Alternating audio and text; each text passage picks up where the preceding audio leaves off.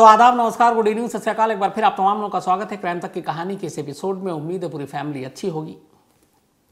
Sports में आप सबको पता है मुझे काफ़ी दिलचस्पी है, क्रिकेट का शौकीन हूँ बहुत ज़्यादा, लेकिन फुटबॉल में जब भी फीफा वर्ल्ड कप होता है तो मैं कोई भी मैच मिस नहीं करता हूँ। मुझे फुटबॉल में वर्ल्ड कप का जब भी मैच हुआ, ये यूरोपियन कप होता है, तो काफ़ी उसमें दिलचस्पी है। और फुटबॉल में इंटरेस्ट की वजह जो है मैराडोना, मुझे लगता है हर हिंदुस्तानी मैराडोना को पसंद करता है। तो जब भी फीफा वर्ल्ड कप होता है तो हर एक मैच को बाकायदा उसको फॉलो करता हूँ। आज की जो कहानी है वो उसी फुटबॉल के ग्राउंड से निकल कर आती है। खेल खेल होता है, खेल में हार जीत होती है, एक टीम जीतती है, दूसरी टीम हारती है। अगर ऐसा ना हो तो फिर खेल का कोई मतलब नहीं है। अगर सिर्फ जीतना ही जीतना हो तो फिर दो टीमों के बीच में मुकाबला हो ही नहीं सकता है। लेकिन खेल की दुनिया में भी बहुत सारे जुर्म हुए हैं।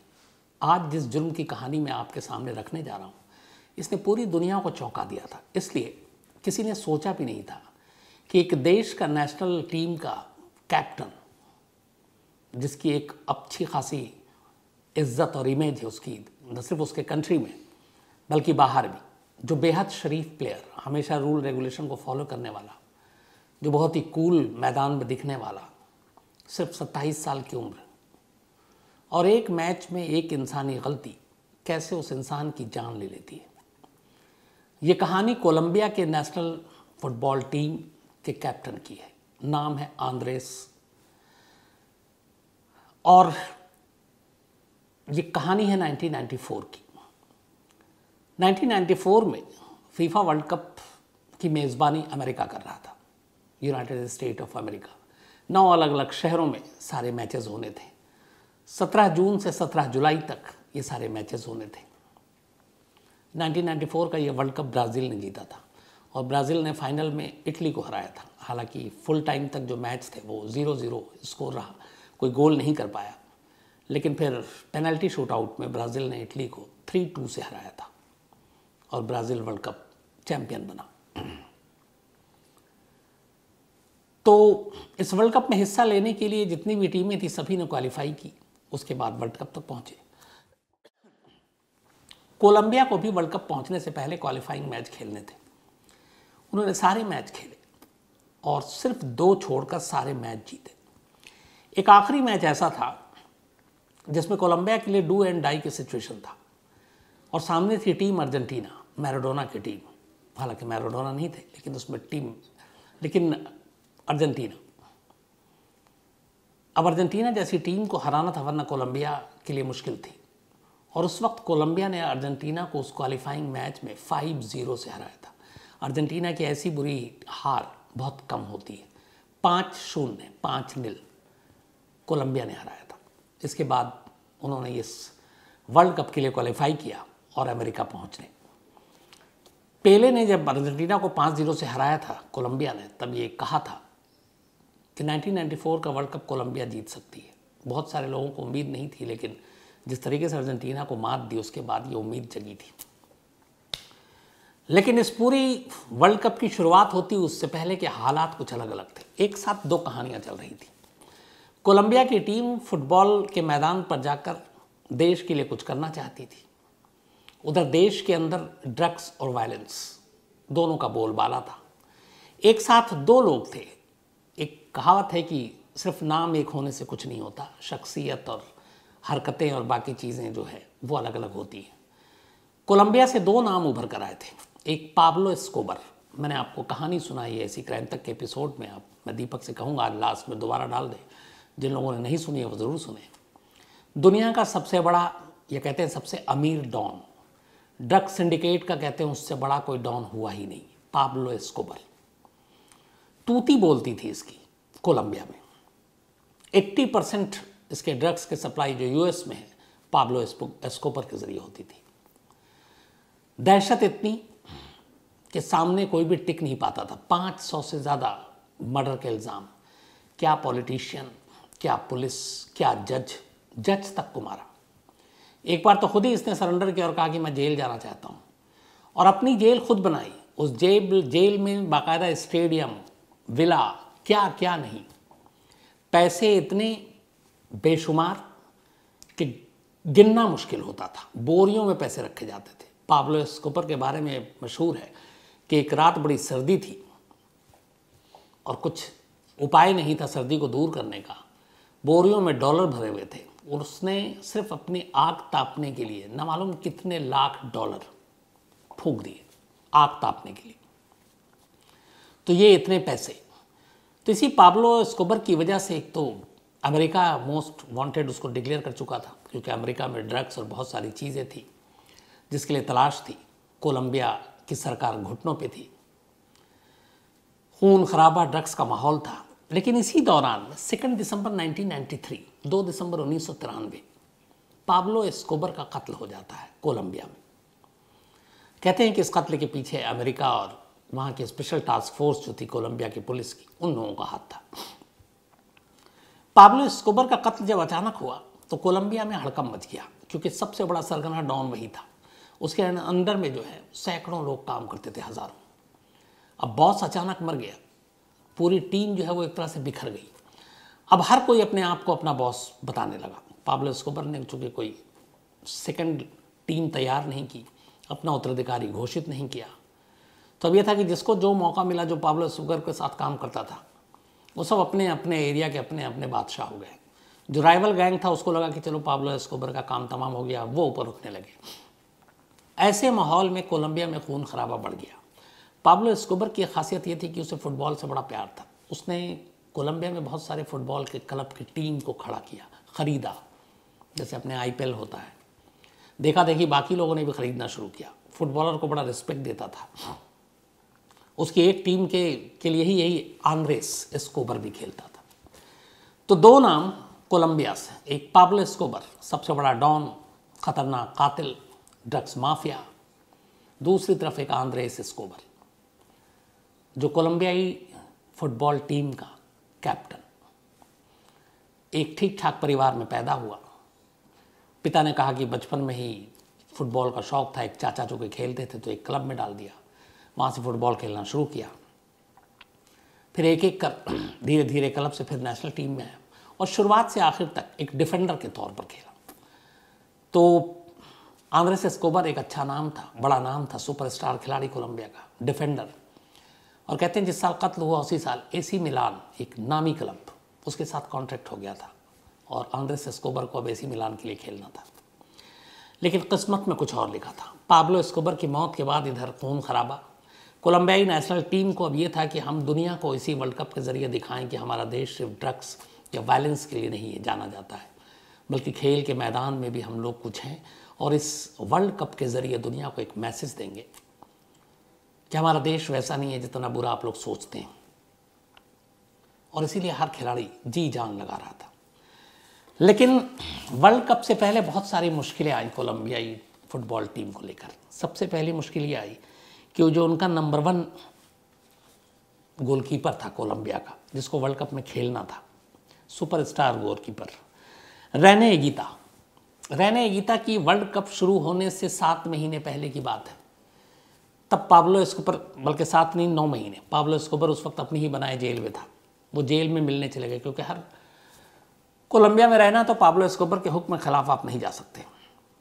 कहते हैं सुपरस्टार गोलकीपर मिलने चला गया और इसी दौरान में ये बात लीक हो गई। अमेरिका का मोस्ट वांटेड था पाब्लो एस्कोबर और अमेरिका में ही वर्ल्ड कप था और नंबर 1 गोलकीपर कोलंबिया का वो इस डॉन से मिल रहा है। इसको लेकर हंगामा मचा। कोलंबियाई सरकार और नेशनल टीम को अपना मुंह छुपाने के लिए अपने नंबर 1 गोलकीपर को वर्ल्ड कप से बाहर बिठाना पड़ा और सिलेक्शन नहीं हुआ रेने एगिता का। अब एंड वर्ल्ड कप से पहले पूरी सालों से प्रैक्टिस और ट्रेनिंग चल रही है, हटा दिया गया। अब उनकी जगह जो गोलकीपर था वो कोर्डोबा, इनको मौका मिला।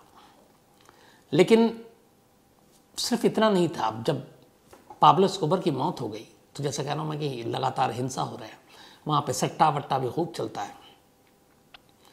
फुटबॉल की टीम को भी धमकियाँ मिलने लगी कि अगर तुम लोगों ने ढंग से नहीं खेला तो तुम देख लो। और एक खिलाड़ी के तो एक रिलेटिव की हत्या कर दी गई, उठाकर बाकायदा। अब वो डरा हुआ प्लेयर भी कि पता नहीं क्या होगा।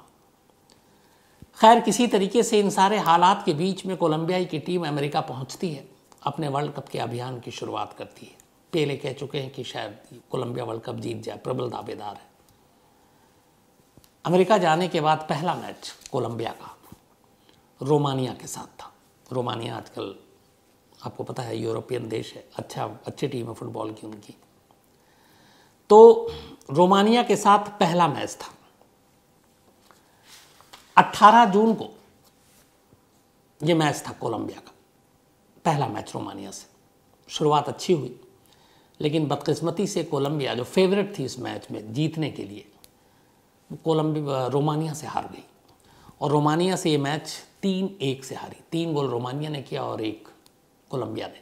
इस मैच में कहते हैं जो सेकंड गोलकीपर, चूँकि स्टार गोलकीपर तो मिला था, उसको टीम से बाहर कर दिया गया, उसके ऊपर फिर किडनैपिंग का भी इल्ज़ाम लगा तो वो बाहर था। तो नंबर 2 गोलकीपर ने कुछ अच्छे सेव नहीं किए।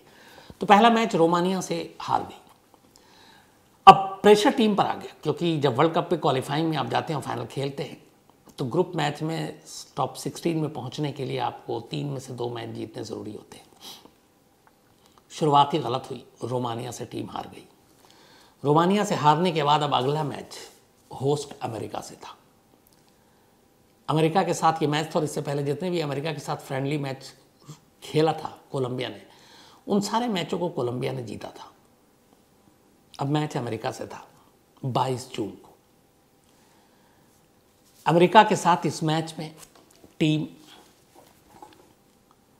पूरी ताकत के साथ उतरी, और ये था कि किसी भी कीमत पे जीतना है, टॉप 16 में रहना है। तो रोमानिया के साथ मैच में हारने के बाद टीम दबाव में थी, क्योंकि एक तो वहाँ कोलंबिया में बैठे हुए बड़े बड़े जो सट्टेबाज और वो सब सिंडिकेट ड्रग्स के करोड़ों रुपए हार गए थे, क्योंकि उन सबको लगता था कि कोलंबिया जीतेगी। और ये बात कोलंबियाई सॉकर टीम के तमाम लोगों को भी पता थी कि उनके हार से वहाँ पे उनको लेके क्या हालत है। अमेरिका के ख़िलाफ़ मैच, और अमेरिका के ख़िलाफ़ मैच से एक रात पहले टीम मीटिंग होती है, उसमें कोच होते हैं कोलंबिया के। मीटिंग के दौरान कोच रोने लगते हैं। अब प्लेयर्स सब बड़े पशुपेश में कि हमारे कोच क्यों रो रहे हैं। तब कोच एक खुलासा करते हैं। उन्होंने कहा कि उन्हें धमकी मिली है, कोलंबिया से फ़ोन आया ड्रग कार्टेल, ड्रग सिंडिकेट का, कि अगर आपने बर्राबास गोमेज, गैब्रियल हाईवे गोमेज, ये इनके स्टार प्लेयर थे, अगर ये टीम में कल खेला अमेरिका के खिलाफ, तो सारे खिलाड़ियों की जान ले लेंगे और सारे खिलाड़ी कोलंबियाई टीम के, नेशनल टीम के मारे जाएंगे। ये कोच ने कहा, और कोच ने रोते हुए कहा कि मैं एक प्लेयर के लिए अपनी पूरी टीम को दांव पे नहीं लगा सकता, मेरी मजबूरी है, मुझे अमेरिका के खिलाफ गोमेज को बिठाना पड़ेगा। और कोलंबिया ने अपने स्टार प्लेयर गोमेज को बिठा दिया, सिर्फ इसलिए कि कोलंबिया से डॉन ने धमकी दी थी। खिलाड़ियों के टीवी स्क्रीन पर होटल में धमकियां आ रही थी इस मैच से पहले अमेरिका के, कि अगर बाहर हुए तो देख लेना, तुम पे बहुत कुछ दांव पे लगा रखा है। 22 जून 1994 इन सारे तनाव, दबाव, धमकियों के बीच में कोलंबियाई की टीम अमेरिका के सामने उतरती है। मैच शुरू होता है। दावेदार कोलंबिया थी। 35वें मिनट में एक ऐसा मोड़ आता है कि वहीं से फिर ये कहानी आगे बढ़ती है। 35 मिनट हुए थे मैच को। अमेरिका के एक स्ट्राइकर ने बॉल लेकर कोलंबिया के गोल पोस्ट की तरफ बढ़ा। डिफेंडर कोलंबिया टीम के कैप्टन आंद्रेस एस्कोबर ने उस स्ट्राइकर को रोकने के लिए अपनी पूरी ताकत लगाई, अपनी पूरी बॉडी उसकी तरफ फेंकी, किसी तरह से उस बॉल पे झपटे और उस बॉल का डायरेक्शन गोल पोस्ट से दूसरी तरफ करने की कोशिश की। गोली भी इस टाइम में गोलकीपर दूसरी तरफ आ गया था, उस स्ट्राइकर को देखते हुए कि वो किधर शॉट मारेगा। अपनी तरफ से पूरी कोशिश की। बदकिस्मती ये हुई कि आंद्रेस एस्कोबर ने जिस बॉल को पैर से बाहर की तरफ फेंकने की कोशिश की ताकि गोल बच जाए, वो पैर ऐसी जगह पर लगा बॉल को कि खुद उनके ही गोल पोस्ट में उनके ही पैर से लगकर बॉल चली गई। इसे ओन गोल कहते हैं फुटबॉल की दुनिया में, सेल्फ गोल भी। तो डिफेंडर कोलंबियाई टीम के कैप्टन आंद्रेस एस्कोबर, उनकी एक मानवीय भूल, खेल में होता है, अपनी टीम के गोल को बचाने के चक्कर में वो गोल उनके पैर से लगकर खुद उन्हीं के गोल पोस्ट में चली गई। और इस तरह से कोलंबिया 1 गोल से पीछे हो गया। बाद में कोलंबिया 1 गोल और करती है, लेकिन यूएस भी करती है। 2-1 से आखिर में 90 मिनट के बाद मैच खत्म होता है और 2-1 से कोलंबिया ये मैच हार जाती है। कहा यह जाता कि अगर ये ओन गोल या सेल्फ गोल ना होता तो 1-1 से मैच ड्रॉ होता और शायद कोलंबिया के अगले राउंड में पहुंचने की उम्मीद बनी रहती। लेकिन एक कैप्टन अपनी ही टीम के उसके ओन गोल से कोलंबिया ये मैच हार गई 2-1 से, 2-1 से। पहला मैच वो ऑलरेडी 3-1 से हार चुकी थी। ग्रुप स्टेज से अब उसका बाहर होना तय हो गया था। आखिरी मैच हालांकि एक स्विट्ज़रलैंड के साथ बाकी था, लेकिन वो खानापूर्ति था। स्विट्ज़रलैंड को कोलंबिया ने 2-0 से हराया, लास्ट मैच था उनका। अगर ये सेल्फ गोल ना होता तो हो सकता था कोलंबिया नेक्स्ट राउंड में पहुंच जाती, लेकिन कैप्टन की अनजाने में गलती से यूएस से वो मैच 2-1 से हार गई। पूरे कोलंबिया में उस मैच को लेकर उस वक्त आंद्रेस एस्कोबर एक तरह से विलेन बन गए। हम लोग ये जानते हैं, हमारे यहाँ भी क्रिकेट मैच में हुआ है, कई बार वर्ल्ड कप में हम लोग अच्छा नहीं खेलते हैं, प्लेयर्स को अब्यूज़ किया जाता है, उनके घरों के बाहर पत्थर मारे जाते हैं, ये हम सब जानते हैं। और मैं हमेशा बड़ा अफसोस करता हूँ इस पर, इसलिए कि वो भी इंसान है, खिलाड़ी है। किसी का दिन अच्छा होता है ग्राउंड पे, किसी का कोई दिन अच्छा नहीं होता है। और फिर वो भी, उन्हें भी पता है कि वो अगर बेहतर नहीं खेलेंगे तो टीम में लगातार नहीं बने रह सकते। लेकिन हम सब इतने इमोशनल जज्बाती हो जाते हैं, मैं भी बहुत होता हूँ, गुस्सा भी आता है। लेकिन ये मतलब नहीं बनता कि हम किसी को गाली दें, किसी के घर पे तोड़फोड़ करें, पत्थर मारें, उसकी फैमिली के बारे में कुछ उल्टा पुल्टा बोलें। ऐसा नहीं होना चाहिए। लेकिन है, अब इस एक मैच में हार के बाद कोलंबिया के लोगों को मालूम हो गया था कि अब कोलंबिया टीम का वर्ल्ड कप का सफ़र ख़त्म हो गया और उनके विलेन, उनके अपने चहेते प्लेयर, कैप्टन आंद्रेस एस्कोबर बन गए। आंद्रेस एस्कोबर खुद इस गोल के बाद बड़े ज़बरदस्त सदमे में चले गए, दुखी। उन्हें यह था कि इस वर्ल्ड कप के बाद उन्होंने प्लान बनाया था अमेरिका के लॉस वेगास में जाएंगे, घूमेंगे, रहेंगे। इधर कोलंबिया से खबर आ रही है कि लोग गुस्से में हैं। आंद्रेस एस्कोबर ने अपना ख़त्म किया सफ़र, आखिरी मैच स्विट्ज़रलैंड के खिलाफ 2-0 से जीता। फिर उन्होंने कहा कि मैं अपने लोगों का सामना करूंगा, मैं भागूंगा नहीं, मैं किसी और देश में घूमने नहीं जाऊंगा।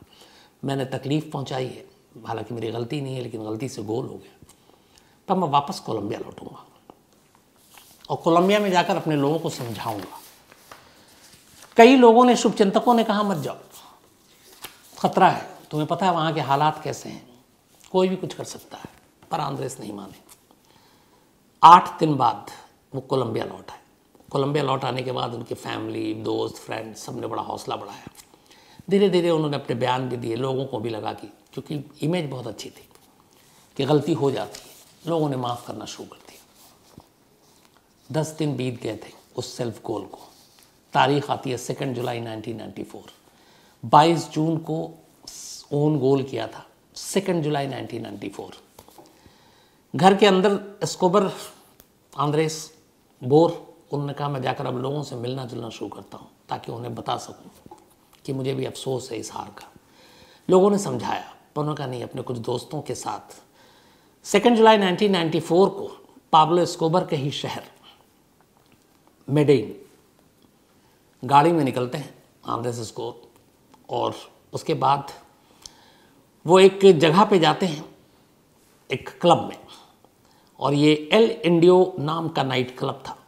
वहाँ पे क्लब में बैठते हैं, कुछ ड्रिंक लेते हैं, कुछ लोग मिलते हैं, कुछ उनको समझते हैं, कुछ लोग ताना मारते हैं कि ये देखो सेल्फ गोल वाला आ गया यहाँ पे।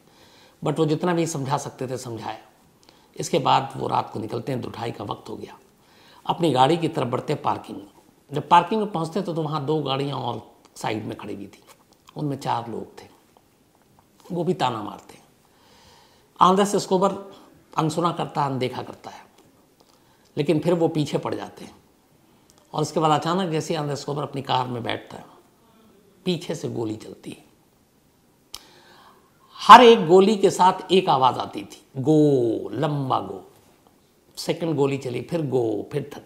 अब ये गो क्या था? आप फुटबॉल का अगर मैच देखते हैं टीवी पे जो कमेंट्री आती है, तो जब गोल होता है तो लैटिन अमेरिकन देश के जो कमेंटेटर हैं वो गोल को सिर्फ गोल नहीं बोलते, कहते गो।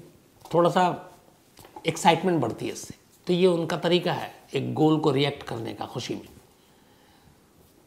तो जो गोली चला रहा था वो हर गोली के बाद उसी की कॉपी कर रहा था कमेंटेटर की, और वो टोटल 6 गोली उसने मारी, 6 की 6 पीठ पर। वहीं पे आंद्रेस एस्कोबर अपनी कार पे लुढ़क गया। इसके बाद वो जो हमलावर थे, कातिल थे, वहां से निकल गए। थोड़ी देर के बाद कुछ और क्लब से बाहर लोग निकले। उन्होंने देखा कि एक शख्स कार में यूं औंधा पड़ा हुआ है स्टीयरिंग सीट पर। लोगों ने जैसे ही पास नज़दीक आकर देखा तो उन्हें लगा कि अरे ये तो हमारे नेशनल टीम का कैप्टन आंद्रेस एस्कोबर। पूरे कोलंबिया में हर शख्स जानता था, जैसे हमारे यहाँ सचिन तेंदुलकर हो या विराट कोहली हो, सभी जानते हैं, गावस्कर हो। तो वहाँ पे हर शख्स जानता था ये कौन है। फ़ौरन ये आग की तरह खबर फैल गई, अस्पताल ले जाया गया, लेकिन हॉस्पिटल में डॉक्टरों ने डेथ डिक्लेयर कर दिया।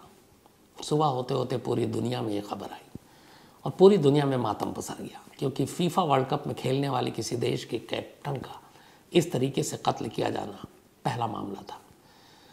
अब इस कत्ल के बाद तमाम बातें शुरू हुई। कुछ लोगों ने कहा कि ये वैसे ही झगड़े की वजह से कत्ल हुआ, लेकिन जिस तरीके से कुछ चश्मदीद थे उन्होंने बताया हर गोली के बाद गोल बोलना ये सीधे सीधे उस वर्ल्ड कप से जुड़ा हुआ था जिसमें ओन गोल किया था आंद्रेस एस्कोबर ने, और उसी गुस्से में सिरफिरे ने गोली मार दी थी। मामला एक नेशनल फुटबॉल टीम के कैप्टन के कत्ल का था। पुलिस फ़ौरन हरकत में आती है। ये भी कहते हैं कि अगर पाब्लो एस्कोबर ज़िंदा होता तो शायद ये नौबत नहीं आती, लेकिन इसके बाद ढूंढा जाता है। जो गाड़ी के नंबर प्लेट थे उसके ज़रिए पकड़ा जाता है 2 लोगों को, दोनों भाई थे। इनके ऊपर मुकदमा चलता है। मुकदमा चलने के बाद इन्हें 41 साल की सज़ा सुनाई जाती है, लेकिन फिर अच्छे चाल चलन की वजह से 11 साल बाद ही दोनों को छोड़ दिया जाता है। हालांकि कहते हैं कि इन दोनों ने ट्रिगर ज़रूर दबाया, लेकिन आंद्रेस एस्कोबर के कत्ल के पीछे पाब्लो एस्कोबर की मौत के बाद जो वहाँ का दूसरा बड़ा ड्रग कार्टेल का बॉस था, ड्रग सिंडिकेट का डॉन था, उसने ये हुक्म दिया था। और वो उस मैच में हार से बहुत सारा उसको नुकसान हुआ था जुआ और सट्टा में, और इसी गुस्से में ये हुक्म दिया था। हालांकि वो कभी साबित नहीं हो पाया, लेकिन 2 लोगों को सज़ा हुई। और कमाल ये देखिए कि एक नेशनल टीम के कैप्टन के कत्ल में सज़ा 40-41 साल की हुई, लेकिन अच्छे चाल चलन के से 11 साल बाद ही छोड़ दिया गया।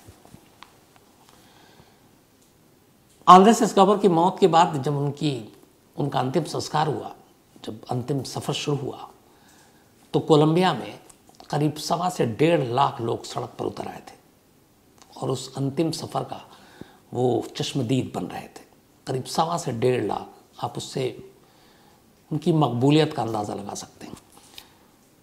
इसके अलावा जब ये मौत, चूँकि ये 2 जुलाई को ही गोली चली थी और वर्ल्ड कप 17 जुलाई तक चला था अमेरिका में। वहाँ इसके बाद जितने मैच हुए लोगों को बैनर लेकर देखा गया जिसमें जस्टिस फॉर आंद्रेस एस्कोबर की बात हो रही थी, और ये भी कहा जा रहा था कि ऐसा कैसे कोई कर सकता है, एक हीरो को कोई कैसे मार सकता है।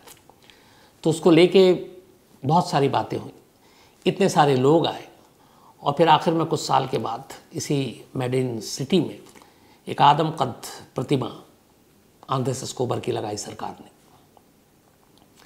आज भी हर साल डेथ एनिवर्सरी पर सैकड़ों लोग जमा होते हैं अपने हीरो को याद करने के लिए। ये एक अफसोसनाक कहानी इसलिए है कि एक खिलाड़ी जिसने अपने देश के लिए सब कुछ किया, एक उसकी गलती जिसकी वजह से उससे ही गोल हो गया, और उसका अंजाम ये हुआ कि सिर्फ 27 साल की उम्र में उसकी मौत हो गई, और इस तरीके से मौत हुई। तो खेल की दुनिया में जो शुरू में मैंने आपको कहा ऐसे बहुत सारे जुर्म हैं, ये वो जुर्म है जो जब जब याद करता है सिर्फ अफसोस ही करता है, क्योंकि हम लोग उम्मीद नहीं करते कि खेल के मैदान में अगर किसी खिलाड़ी के परफॉर्मेंस के ऊपर अच्छा है या बुरा, हर दिन जैसा मैं कहता हूँ एक जैसा नहीं होता है, तो उसके लिए कोई इस हद तक जा सकता है, ये कहीं से भी मतलब समझ के भी बाहर की बात है। हर चीज़, हर प्लेयर का दिन होता है। आप क्रिकेट में भी सुनते ही हैं, फॉर्म में नहीं है, आउट ऑफ फॉर्म है, तो ये होता है, एक जैसा आप नहीं खेल पाते हैं। चाहे वो क्रिकेट के भगवान सचिन तेंदुलकर, एक ख़राब फेस आया था, रन नहीं बन रहे थे। सुनील गावस्कर, इवन विराट कोहली को आप ले लीजिए, एक रन मशीन, लेकिन विराट कोहली अभी काफ़ी वक्त हो गया सेंचुरी नहीं बना पा रहे, आज भी वो 20-21 पे आउट हो गए। तो ये होता है इससे, लेकिन ये मतलब नहीं है कि वो प्लेयर बेकार है। इतने सारे अगर सेंचुरी बनाए, इतने सारे रन, इसका मतलब है कि वो एक्स्ट्रा ऑर्डिनरी प्लेयर है। लेकिन वही होता है कि कभी आप चलते हैं, कभी नहीं चलता। तो ये थी कहानी आंद्रेस एस्कोबर की फीफा वर्ल्ड कप के बाद एक गोल की वजह से, जिसे 6 गोली मारी गई। अब अपना सिलसिला शुरू करते हैं। हनी सिंह, आज इनका जन्मदिन है, हैप्पी बर्थडे हनी जी। और विकास ओझा जी ने भेजा, ये उनकी पत्नी है। ये शायद कमाल देखिए, पुराने पेपर में ले आया था। आज मैं, जो सही है, मैं भी इंसान हूँ, गलती हो जाती है, तो मुझे याद आया कि ये मैं शायद पहले कर चुका हूँ। तो आज जाहिद अंसारी का जन्मदिन है, और वापस भी नहीं लेता हनी सिंह की, दोबारा बर्थडे विश शुभकामनाएं ले लीजिए, अच्छा है। तो जाहिद अंसारी का जन्मदिन है, हैप्पी बर्थडे जाहिद। इसके अलावा अनुराधा शर्मा, इनका जन्मदिन है कल, लेकिन 13 कल संडे है, कल कहानी होती नहीं है, तो आपको एडवांस में हैप्पी बर्थडे। और कपिल शर्मा जी ने भेजा है। इसके अलावा बबीता बर्मन जी का भी आज जन्मदिन है, हैप्पी बर्थडे बबीता जी। और ये कुमार सागर बर्मन जी, उनकी पत्नी है। कल्पना आगरा से हैं, इनका भी जन्मदिन है, हैप्पी बर्थडे कल्पना। और विभोर अश्वनी ने भेजा, उनकी बहन है। इसके अलावा मोहम्मद शकील का कल जन्मदिन है, तो हैप्पी बर्थडे शकील साहब एडवांस में। इसके अलावा शेखा अली के शौहर, पति, हस्बैंड, उनका जन्मदिन था 5 मार्च को। ये लंदन में रहती हैं और शायद भूल गई हैं, मैं भूल गया, तो बिलेटेड हैप्पी बर्थडे उनको। और शेखा अली जी ने आपने नाम ही नहीं भेजा अपने हस्बैंड का, शायद आप जल्दबाजी में आपने लिख दिया। शिवम सिंह है, तो शिवम सिंह का भी जन्मदिन है, हैप्पी बर्थडे शिवम। और राहुल द्विवेदी जी ने भेजा, इनके दोस्त हैं ये। इसके अलावा राहुल गुप्ता का भी जन्मदिन है आज, तो हैप्पी बर्थडे राहुल। और राकेश गुप्ता जी ने भेजा है। श्वेता गुप्ता का भी जन्मदिन कल है, 13 तारीख को, तो एडवांस में हैप्पी बर्थडे श्वेता। और अक्षय कुमार मौर्य ने भेजा है। इसके अलावा आकाश मिश्रा, इनका भी जन्मदिन है, हैप्पी बर्थडे आकाश जी। ये भोजपुरी सिंगर हैं, म्यूजिक डायरेक्टर है। और प्रकाश मिश्रा ने भेजा है। इसके अलावा कोंगा सेवंग, इनका भी जन्मदिन है, हैप्पी बर्थडे कोंगा, God bless you. Jugal Kishore Behera हैं, इनका भी जन्मदिन है भुवनेश्वर से, तो हैप्पी बर्थडे जुगल।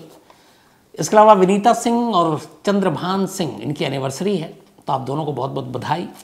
और सुमन सिंह, इसके अलावा वंश सिंह, सुनीता, किरण, गोलू, प्रवीण कुमार, इन लोगों ने भेजा है बधाई संदेश ये। और सोनभद्र से सुषमा जी और ज्ञानेश्वर जी की भी एनिवर्सरी, आप दोनों को भी बहुत बहुत बधाई। इसके अलावा शिव भट्टराई और पारू भट्टराई जी की भी एनिवर्सरी है, आप दोनों को भी बहुत बहुत बधाई। और इनकी बिटिया सलीना, इन्होंने भेजा है नेपाल से। इसके अलावा अर्पित कुमार ने कहानी की फरमाइश की है। सलीम पटेल साहब ने भी एक कहानी की फरमाइश की है। सीमा छावड़ा जी मुंबई में रहती हैं, और इन्होंने एक मेल लिखा, बहुत खूबसूरत सा, प्यारा सा, कि इनका 18 महीने का एक बेटा है, और जब भी ये कहानी सुनती हैं वो भी सुनता है। उसे कहानी तो समझ में नहीं आती, लेकिन आवाज़ अब पहचानता है, और वो बातें भी करता है मुझसे। थैंक यू सो मच, ऊपर वाला लंबी उम्र दे उसे, अच्छी सेहत दे। थैंक यू सीमा जी। इरफान सिद्दीकी हैं सऊदी अरब से, इन्होंने कहा आपने नया फ़ोन लिया? नहीं, नया फ़ोन नहीं है, कवर शायद बदल गया है। इतनी जल्दी जल्दी फ़ोन एक बार आपने लिया तो फिर आजकल फ़ोन की कीमत इतनी ज़्यादा है कि आप जल्दी दोबारा लेने की सोच नहीं सकते। हालांकि मेरी वाइफ ने वादा किया कि वो मुझे एक लेटेस्ट फ़ोन देगी, देखते हैं कब देती है। सोनू, सिल्लू, राजपुरोहित, त्रिलोक चौधरी, सुरेश चौधरी, इन लोगों ने भी मेल लिखे, thank you very much. Umair Ahmed हैं, इन्होंने एक स्टोरी की फरमाइश की है। शुभांगी घुबाडे हैं, और इन्होंने मेरे नाम का मतलब पूछा, तो मैंने कई बार बताया भी है, शम्स का मतलब शुभांगी होता है कि सूरज, और ताहिर मतलब पवित्र। इसके अलावा डीके गडारा जी हैं जामनगर से, थैंक यू वेरी मच आपके मेल के लिए। तो आज कहानी में इतना ही। अब आपसे मुलाकात होगी मंडे को, कल संडे, तो कल छुट्टी, आप लोग भी अच्छे से एंजॉय करें संडे, सब ठीक हो, कूल हो। तो मंडे किसी नई कहानी के साथ दोबारा आपके सामने हाजिर होऊंगा। Thank you very much.